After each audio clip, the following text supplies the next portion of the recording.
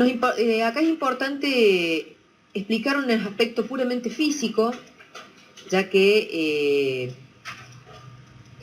esta ley física nos permite entender muchas de las características que venimos mencionando. Básicamente el calor tiende a ir desde donde hay más hacia donde hay menos, tiende a fluir desde donde hay más hacia donde hay menos. El cerdo se encuentra a una temperatura que en la gran mayoría de los casos, y por suerte, se encuentra superior a la temperatura ambiental. Si esto no ocurriera y el cerdo la gran mayoría de los días del año estuviera sometido a temperaturas por encima de su temperatura corporal, estaríamos en un problema y sería verdaderamente difícil mantener a estos cerdos con vida y confortables, porque sería imposible lograr un equilibrio térmico cuando la temperatura ambiental está siempre por encima de la temperatura corporal. La realidad es que esto no es así, que la gran mayoría de los días del año la temperatura ambiental se encuentra por debajo de la corporal, y esto genera un gradiente o diferencial de temperatura que puede ser mayor o menor dependiendo en qué estación del año nos situemos, y que al generarse ese diferencial o ese delta T, ¿sí? Se genera un paso de calor desde donde hay más hacia donde hay menos. En este caso, en la gran mayoría de los casos, desde el animal hacia el ambiente. ¿Esto qué significa? Que el cerdo va a estar permanentemente perdiendo calor, en mayor o menor proporción, dependiendo del gradiente de temperatura. Por ende, sí o sí debe compensar esas pérdidas de calor mediante producciones de calor corporal, que ya vimos cuáles eran esos orígenes de producción de calor corporal. Y a su vez, en casos extremos de mucho frío, cuando las temperaturas son muy bajas, a su vez va a tener que producir un calor extra termorregulatorio, además de los calores propios metabólicos inherentes del cuerpo, que es generado pura y exclusivamente para mantener el equilibrio térmico. Ya vamos a profundizar un poquito más en esto. Obviamente que esto tiene sus límites. Esto de que no es infinita la capacidad del cerdo de poder compensar estas diferenciales de temperatura. Pero volviendo a las pérdidas de calor. Las pérdidas, habíamos dicho que las clasificábamos en evaporativas y no evaporativas. Las evaporativas no dependen del gradiente de temperatura, mientras que las no evaporativas sí dependen del gradiente de temperatura. Es decir que mientras mayor sea el diferencial de temperatura entre el cuerpo del animal y el ambiente que lo rodea, mayor va a ser la proporción de pérdida de calor desde el cuerpo del animal hacia el ambiente. La mejor manera de entender esto es a través de este gráfico. Fíjense que en este gráfico está representada la pérdida total de calor distribuida en sus respectivas tipos de pérdida: radiación, convección, conducción o evaporación. A su vez, en la columna de la izquierda tenemos representadas las temperaturas ambientales. No se olviden de eso. Estas temperaturas que estamos mostrando acá y que van a ir en aumento para el análisis son temperaturas ambientales. El cerdo permanece siempre en 39 grados. Eso no cambia. Si el cerdo se encuentra por encima de los 39 o por debajo de los 39, o está en hipertermia o hipotermia y por ende está sufriendo estrés por frío o por calor, o está muerto, ¿sí? Un animal que superó para arriba o para abajo su temperatura corporal, prácticamente termina en la muerte. ¿Qué pasa cuando la temperatura ambiental es muy baja? Por ejemplo, de 4 grados. Se establece un gradiente de temperatura entre el ambiente y el cerdo que es muy amplio. Hay un gradiente muy amplio. Entonces, lo que se maximiza en estos casos son las pérdidas por radiación, por convección, en menor medida por conducción y muy bajo por evaporación. ¿Qué pasa a medida que aumenta la temperatura ambiental? Se modifica la proporción en la que se representan cada una de esas pérdidas. La radiación baja, la convección también, la conducción se mantiene relativamente constante y va ganando protagonismo la evaporación. Cuando alcanzamos los 40 grados, es decir que nuestro diferencial con el ambiente prácticamente se anuló, y en este caso está a favor del ambiente, es decir que el cerdo va a tender a ganar calor del ambiente, ¿sí?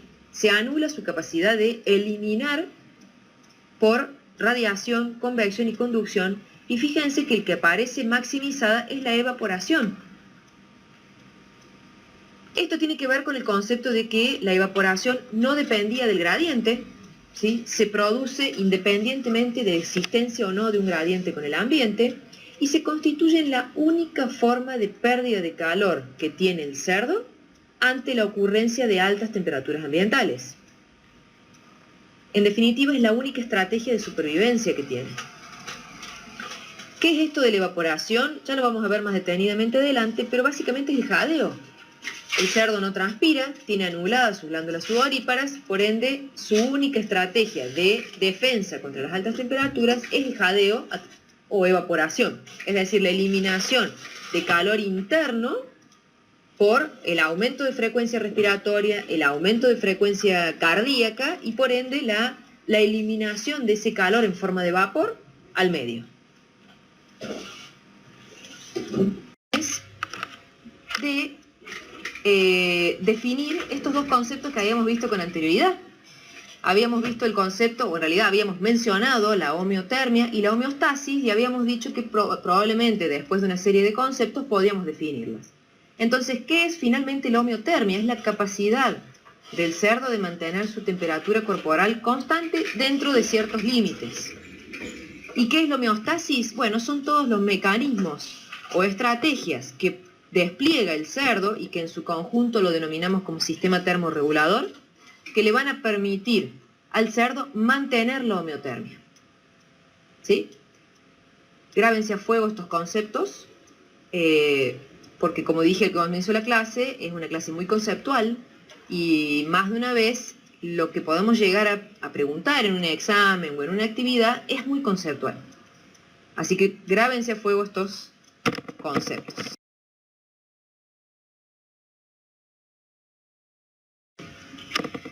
El idioma del cerdo ante las altas temperaturas.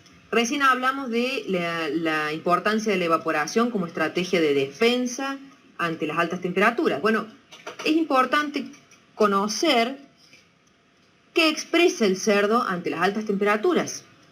Más allá de que ante un ambiente de altas temperaturas probablemente nosotros nos hayamos dado cuenta sin que el cerdo nos lo diga, porque la realidad es que nosotros también sufriríamos ante un ambiente en altas temperaturas en el que está sufriendo el cerdo. Pero bueno, es importante leer, saber identificar o diagnosticar si ese animal realmente está sufriendo estrés. Normalmente hay un aumento de la temperatura corporal, una hipertermia como la que veíamos recién en el gráfico. Hay un cambio de comportamiento, hay una búsqueda de lugares fríos, un aumento del consumo de agua, un aumento de la abulia, del postramiento. El animal deja de comer o disminuye el consumo de materia seca y tiende a comer más en horarios más frescos. Es muy común que los animales en el verano de día estén postrados, abúlicos, quietos y que de noche sea el momento para consumir, ¿sí? Para ir al comedero. Aumenta el jadeo y aumenta la frecuencia respiratoria. Esto que denominamos jadeo es ni más ni menos que la pérdida evaporativa de la que hablábamos recién. El cerdo tiene atrofiadas sus glándulas sudoríparas, es decir, es incapaz de transpirar, pero sí tiene como estrategia para eliminar calor al medio el jadeo, que es esa nubecita que veíamos representada recién cuando hablábamos de las pérdidas evaporativas. ¿Qué es el jadeo? No es ni más ni menos que calor interno, calor de los órganos productores de calor, digamos, provenientes de la actividad metabólica. Ese aumento de frecuencia respiratoria hace que el animal tienda a eliminar al medio el calor interno. Es la forma que tiene el animal de eliminar el calor corporal interno hacia afuera, ¿sí? A través del jadeo. Nos vamos a centrar ahora en la explicación de algunas de estas pérdidas. Vamos a empezar por las pérdidas no evaporativas, así que vamos a hacer una referencia a cada una de estas: radiación, convección y conducción. Vamos a comenzar por radiación. La radiación es la pérdida de calor por ondas electromagnéticas desde el cuerpo que tiene más calor hacia el cuerpo que menos calor tiene. Estas ondas electromagnéticas, al ponerse en contacto con el cuerpo más frío, se transforman en energía térmica. Y para que esto ocurra se deben dar una serie de condiciones, como la temperatura ambiente que haya, la temperatura corporal del animal y por ende el gradiente que se establece entre estos dos. O sea, volvemos a hablar de gradiente de temperatura, la superficie expuesta del animal. Bien, antes de pasar a la foto, lo importante de tener en cuenta en la radiación es que este tipo de pérdida se da entre dos cuerpos que no están en contacto, ¿sí? Un ejemplo muy claro es el que se da en los sistemas confinados, donde se cubren las instalaciones con este material que se ve acá, que es poliuretano expandible. El poliuretano expandible no solamente cumple la función de proteger el material metálico de la corrosión, del desgaste, dado el hecho de que los gases que se producen en estos sistemas de confinamiento y a esta concentración son muy dañinos, sino que a su vez actúan como aislantes. Es decir, en verano hacen que se conserve más fresco debajo del galpón y en invierno conserva más el calor por debajo de ese techo.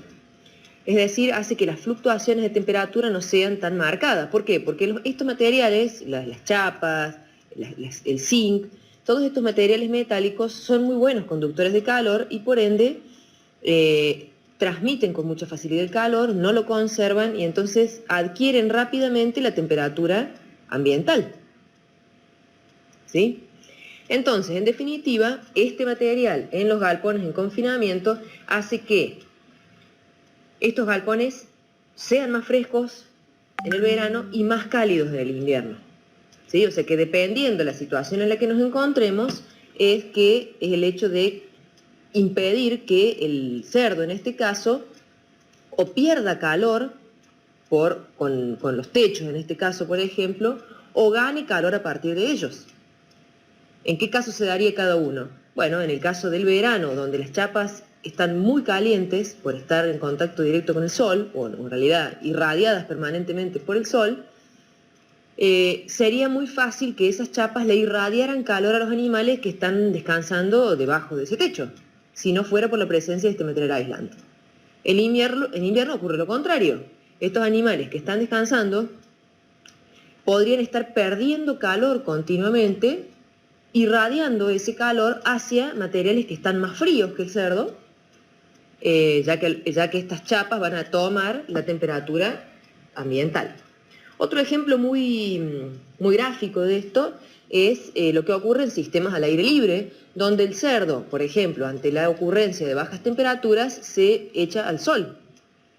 ¿Cuál es el objetivo? Acá el sol funciona como elemento radiante, mucho más cálido que el cerdo, y por ende, al echarse el sol, lo que está tratando es de ganar temperatura y mantener su temperatura corporal a partir de ese cuerpo radiante.